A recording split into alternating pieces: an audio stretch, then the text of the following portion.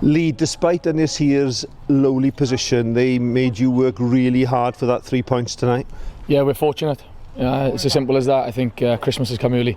So yeah, I'm thrilled with 3 points. Not so much with the performance, but thrilled with 3 points. Craig, despite tonight's defeat, you must take quite a few positives from the performance of your team. Yeah, pleased with the performance of the lads today. Obviously disappointed with the result. Credit to Llanelli, they're a good side. They got a good set piece. We were wary of it. Didn't defend the corner, didn't manage the game just before half time, and yeah, a bit disappointed with that, to be honest. Yeah, gêm anodd enno.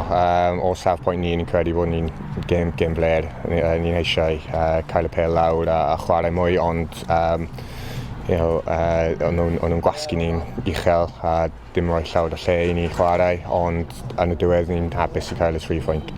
You've got 1 point out of 15, having secured promotion. It's a big step up, isn't it, into the Cymru South? It is a big step up, yeah, definitely. More clinical, teams are more organised, better coached, better managed. It is a big step up. And like I say, it's a learning curve, but we have to learn quick. Ydych chi'n credu fel carfan bod digon gyda chi i sicrhau bod chi'n mynd nôl i'r uwch gynghrair? Credu rhaid i ni. Dyna beth ni'n chwarae am pob wythnos. Dyna beth yw'r gol y diwedd y tymor. Dim pwynt ni'n chwarae i dod yn ail o trydydd neu pedwar, ni'n chwarae i ennill y cynghrair. Felly, ond os ni'n chwarae fel ni yn heno pob wythnos, dim siawns gyda ni.